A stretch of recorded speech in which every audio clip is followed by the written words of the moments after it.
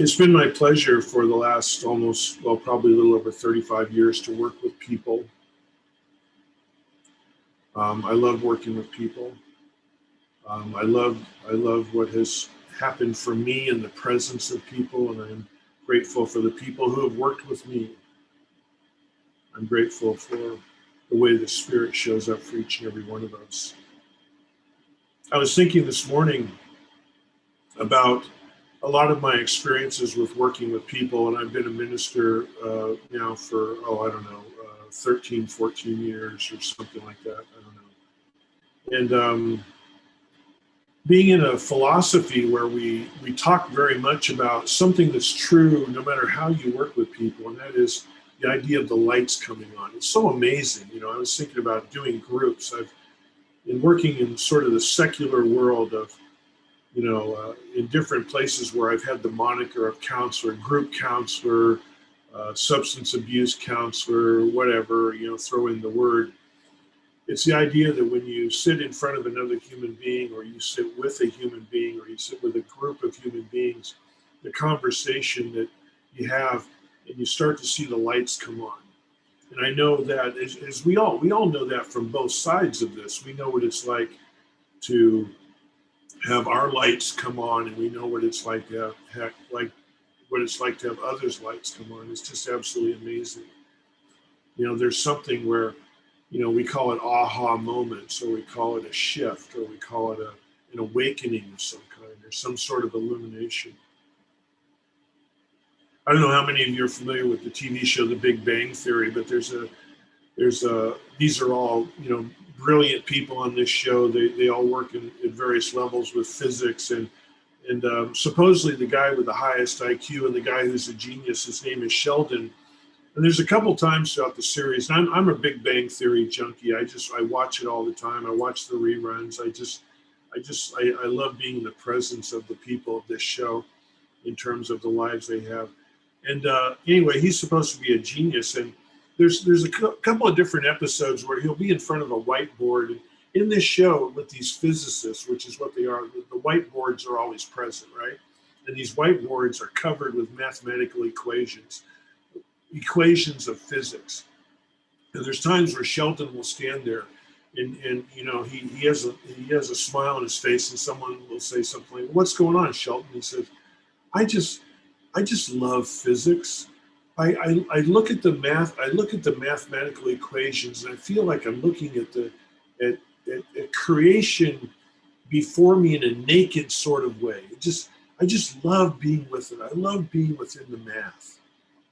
And when he talks about the idea of creation naked, or nature being stripped down, it's kind of like, I love Antiques Roadshow, and whenever anyone brings in an old pocket watch, I always hope it's one of those where you can turn to the back of it, and there's a crystal on the back as well as the face, and you can look inside and see all the gears and everything running. And a lot of times the experts will turn them around, and they'll talk about the interior.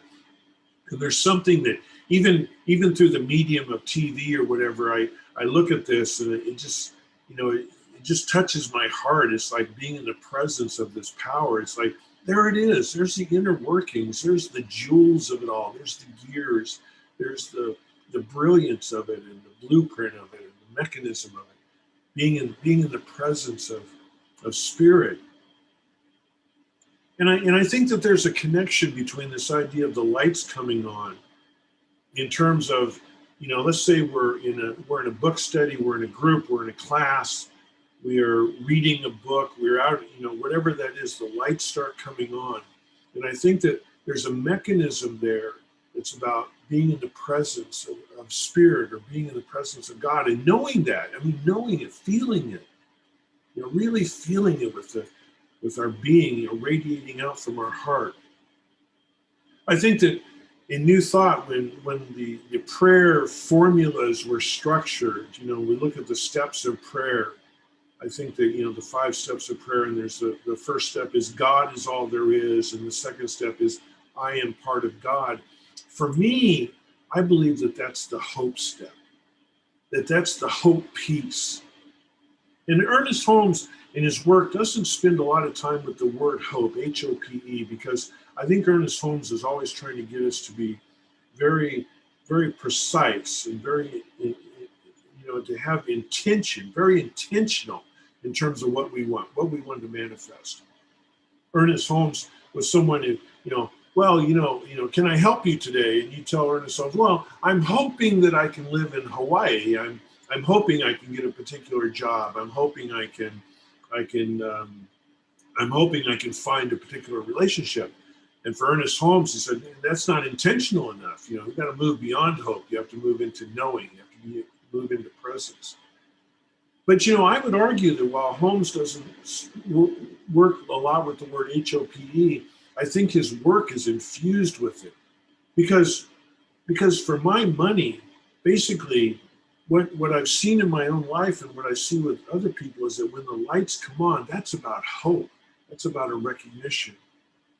I remember, and I think that I've shared this. I've shared this story since since I left Paradise, and I've been speaking in other places like here in Chico and maybe another place or two.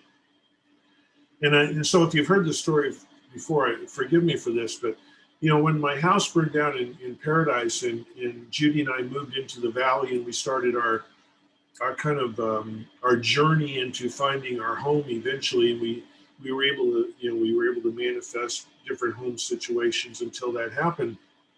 And I'm very thankful for that. But anyway, we were going along, and so the fire happens, your place is gone, and so you just kind of become the human doing. You kind of get going, and you're just trying to move forward and keep going, and whatever breaks out in front of you, you have the faith to go into it. But I think in the midst of all that, I was kind of floundering. I think I was struggling with those first two steps of the prayer. God is and I am, and I think that I was becoming a little bit of an atheist over time. It was challenging to really feel when I thought about moving forward, when I thought about the next level. And so I got a call one morning that Paradise had opened up for those people who had lost places up there, and we could go back and look at our properties. And it was I'll never forget, it was Saturday morning. So I headed up there, and I went up and I found our place. And it was completely leveled, and it was ash, and it was all of that. And this is what's interesting to me, because I walked up to it and I was kind of overwhelmed with the fact that it was just all rubble and all ash, and most of it wasn't recognizable really at all. And so, but I intuitively went to this one corner of our house that was next to our driveway, and I had set up a little altar there that was there for a really long time. I used kind of this terracotta wide pot, and I kind of set up a little altar in it. And I had a stone that was about, say this big around, and it had a yin yang carved in it. And it sat out there in that altar for years. And I loved that stone, and I'll tell you in a moment why. And so I intuitively kind of found where, I found the driveway because it was still kind of intact. It was concrete, and I kind of knew where that corner was. And I went over there and I kind of reached down through the rubble and the ash, and I found that stone. It's almost like I knew it was still there, like it wasn't completely devastated. And I pulled it up, and it was completely discolored, and it was scorched and burnt, but it was intact and it was solid, and I could still see the yin and yang. And in a way, it almost had another beauty to it that I never had before. And I looked at that. And I just became so emotional at this stone, looking at this stone in the symbol of the yin yang. And we all know what that symbol looks like. But the reason it's so important to me, that yin yang, is because when I ever feel like I am looking for God, whenever I feel like I'm cut off from spirit or whatever, I always go back to the Tao. I have a few copies of the Tao, translations of the Tao, the 81 verses. And I love the Tao because the Tao just talks about the nature of things.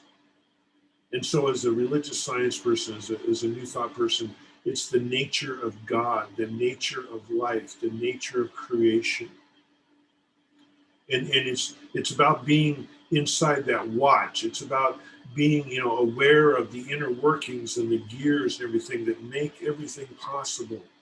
And for me, the lights come on, and I begin to say, before I can get really intentional about the job, the vocation, the relationship, the Hawaii, the everything else, I still have to, I have to walk through this gateway for me of an acknowledgement of this idea that potential and God and love is there. And that to me is in this beautiful little word, Hope, hope, a little four-letter word.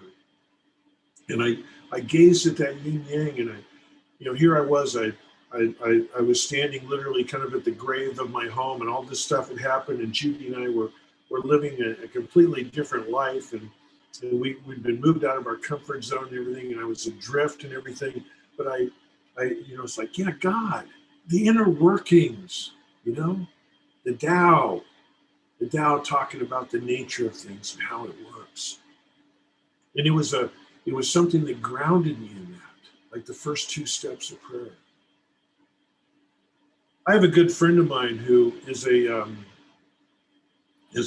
college graduate, a degree holder, and is highly credentialed in the whole social work field. And he and I, we work together, and we've become friends. And I've gotten to know him. And the other day, we were looking at some material to try and present with some people we're working with.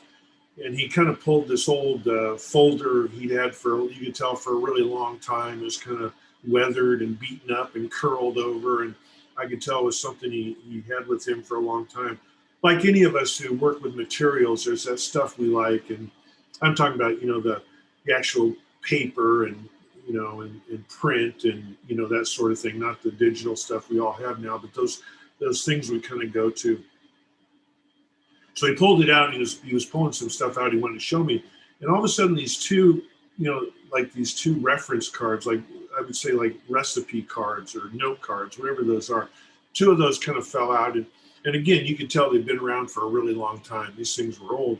And on each one of them was a drawing of some kind, and it was colored, like with crayons or colored pencils. And one of them was a tombstone.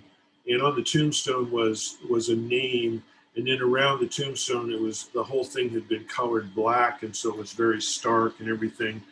And so I looked at it. I said, "What is this?" He said, "Oh," he said, "I was involved in a program many, many years ago when his life was really out of control, and he was living in a very unhealthy and very unmanageable way. And his life had taken him to some very dark places and created a lot of problems. And so he found himself in a residential kind of treatment setting where it was all about, hey, you need to get your life back together. So there were all these, there were groups going on and seminars going on and treatment plans and all that stuff.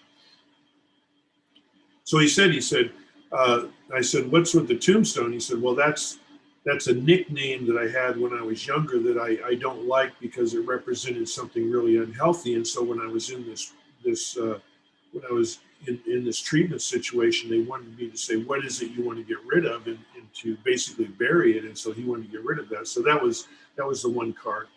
Then the second card was kind of a flat mountain with a bunch of stick figure people on it, some rainbows in the sky, and some, obviously, there were kites flying, drawn, colored, color pencil, crayons on this card. I said, "What's this?" And he said, "This is really important to me." He said, "Because even though I wanted to get rid of this other person," he said, I sat in that program and I was listening to everything that was going on and part of the groups. I'm reading and I'm doing my work and I'm meeting with my counselor and all that stuff. He said, I said, I just didn't feel it. I just didn't feel, what it was like, to move on. I didn't see what that was for me. I had nothing specific in mind. He said, and then one day the program took us all to fly kites up on Table Mountain over in Orville. There's a bunch of people out there, 30, 40, 50 years old, 25, whatever, all adults who are trying to get their lives back together. He said, they give me a kite, they put me out there on the mountain and say, fly a kite. He said, the day I flew the kite, I was hooked. I knew that there was something special for me in the world. You see, that's what the first two steps of prayer are, what I call the hope steps. There's something for me. In religious science and in metaphysics and New Thought, it's very specific. There's I'm sure that a lot of people who are in this teaching, a lot of you watching today, you've done treasure maps, or you've done collages of things, or you've done fear to faith exercises, because this is where I want to go. I want to get to Hawaii. I want to get the job. I want a relationship. But there's something in between. There's something that opens the door to that. Is there possibility? Is there potential? Surya Das says, Surya Das, who is this great American Buddhist voice, in one of his books, he talks about the idea of what can happen when we find ourselves in despair and hopelessness. And if you ever have the opportunity to be a minister or a practitioner or counselor or good friend or sponsor or mentor or life coach or whatever, there are those people, and I know this from my own experience too, of hopelessness and despair. What does he want to do with your life, Andy? I don't know, man. I don't know. I don't know. I don't know what I'm doing here. I feel lost. I feel disconnected. And Surya Das talks about the connection between this and giving up. Now he's a spiritual, he's a lama, so you think of him, he's a minister of some kind. He works with people. Obviously, there are people who come to him. He talks about the people he works with who come in the door and they've given up. And it's a lot like his own life. I don't know how many of you know much about Surya Das, but when he was a young man in college, he went to college in Buffalo, New York, and one of his best friends, a woman he went to high school with and loved her. She's just a good friend. He loved her dearly as a friend. I don't think there's anything romantic. She went to Kent State and she was killed. And we all remember that. Those of us remember the 70s or whatever it is when the protesters were killed at Kent State, and she was one of them. And Surya Das, who was an engineer, I think he was an engineering student, or I don't know what he was. I'm kind of coming up with this off the top of my head right now. Going to college in Buffalo, and it just took the wind out of his balloon. He just was done, gave up, despair, hopeless, no hope.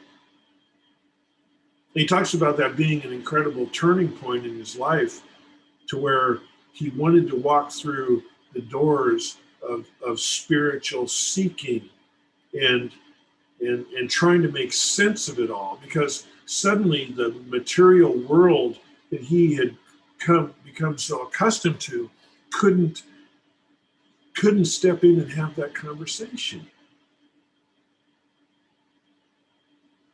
And so he turned in the direction that ultimately defined his life, which was to become a lama within the Tibetan Buddhist tradition. So he says giving up implies negative feelings of hopelessness or despair. And we need, and what the founders of our movement said is, what we need is this connection. God is, and I am. That's where hope is. That's what my friend found in flying the kite. That's what I reconnected with by seeing that spiritual symbol that has grown to mean so much to me. Surya Das goes on to say metaphysics, and he's speaking about all the various teachings of metaphysics, all of those teachings that we feel so aligned with. Metaphysics is a life-affirming, ethical, empowering, and hopeful psychological philosophy. Metaphysics is a life-affirming, ethical, empowering, and hopeful psychological philosophy. And the beauty of Holmes in all of his writing, and all of our great metaphysical writers and teachers and voices, is they know that it's up to each and every one of us to make that connection in the way that we do. To fly a kite, to read a book, to pick up a stone, to go headlong into a teaching, to step into the idea of truly feeling in the midst of our heart, God is, I am. God is all there is, and I am connected to that. To be able to walk through that door. Ernest Holmes says, so let's go right to him. I am guided by the same intelligence and inspired by the same imagination, which scatters the moonbeams across the waves and holds the force of nature in its grasp.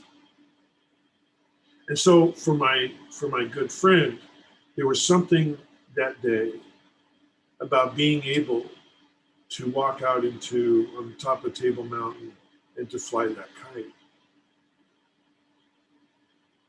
And to open up to the beauty and the presence and the power that enabled him to move beyond all the darkness which he had felt, all of the shadow which he had embodied for a lot of years, and to touch back into that place where, Don Miguel Ruiz talks about the perfect child and the perfection of the child. Not that the child doesn't spill the milk on the floor or break a window or hurt the dog, but that place of wonder, that place of looking at the back of a watch and seeing how it all works and seeing that magic, that place of holding a symbol which reminds the person who holds it of a beautiful piece of writing that seems to lay bare what nature is and how to move into it. The same thing that allows a physicist to look at a whiteboard filled with mathematical equations and say, there it is. There's the meaning. There's the inner working. There is God. There is spirit. So Ernest Holmes, in the engineering of the prayer system, the second piece of it, is acknowledging that this has to become incredibly personal. And one of the things that attracted me to New Thought and to religious science years ago is the idea of following whatever it is that turns me on in that way. It allows my light to come on. I've run a lot of groups over the years. I've had that opportunity in different settings I've been in, and we talk about the lights going on. And so let's say you have 10 people in a room and you have something going on. And I'm sure you've experienced this in classes, book studies, groups, whatever it is going on. Suddenly there's a symmetry that starts to happen, and there's lights going on all over. And what's interesting is afterwards you're kind of hanging out, you're taking a break, you're talking to people, and you'll find that the light came on differently from each person in some way, shape, or form. Oh, wow, when she said this, when he said that, when I thought about this, when we read that, and it all comes together. And Holmes recognized this idea that we all kind of do our person thing authentically and differently. It's like, people learn differently and people inhabit different places in the world, and there's vanilla people and there's chocolate people and there's red people and there's blue people and there's orange people and there's desert people and forest people. We're all so different. And Holmes says this is that part of our authenticity is what we should open up to. And Holmes says Every day we are capable of expressing a greater possibility, proving the law of abundance is contained within life. See, the law of abundance, there's something about embracing the power of spirit, however we do that, to where that's where the abundance is, because we look at this and we say, this is so incredibly magical and mystical, and yet we intuitively know it is, like he says all the time, it is that which is behind everything, and somehow we get plugged into that. And this is the kicker right here. He said, this is why the inspired have seen into the very center of reality. They have seen spirit as personal.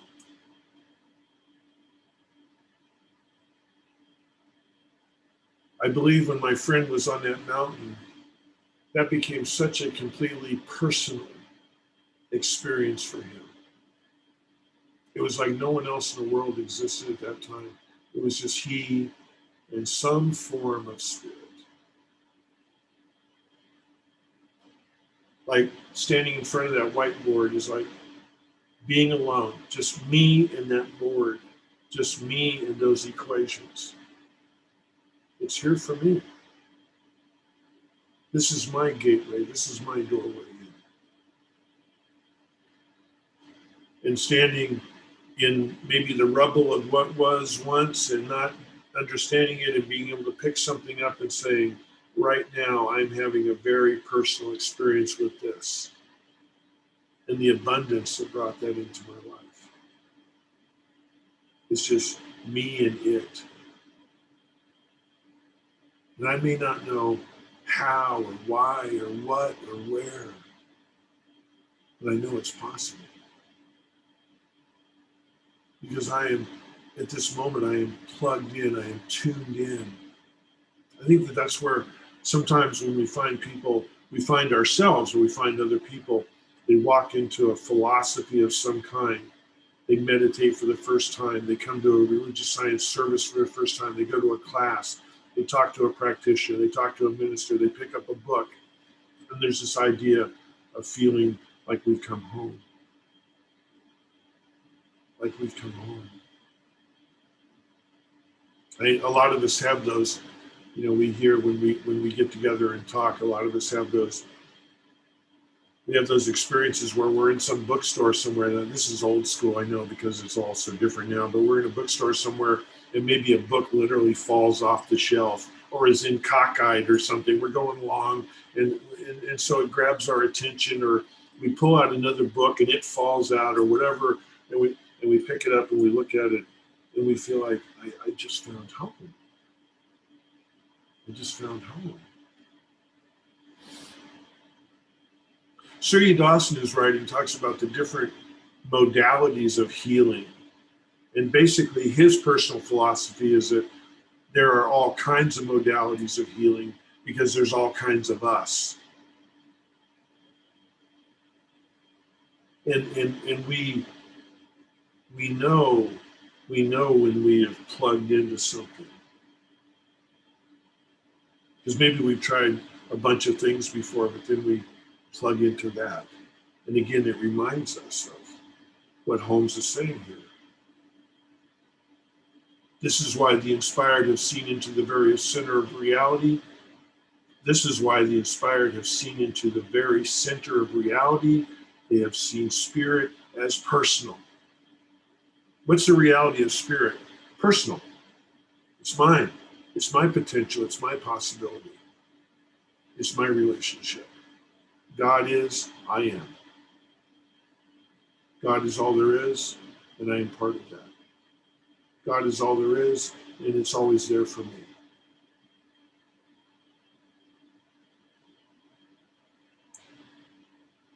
And so I know that Ernest Holmes would want us to go find our kites. Go find our whiteboard of physics. Go find our symbol that we pull out of the rubble and says, hey, guess what? The house might be gone. I'm still here. Remember that, Andy? I'm here. And I know you don't know what to do right now, but We're going somewhere. And when you do know, I'm there for you. That's true for all of us. I want to thank you so much for joining us today. Namaste. So, all right. Well, so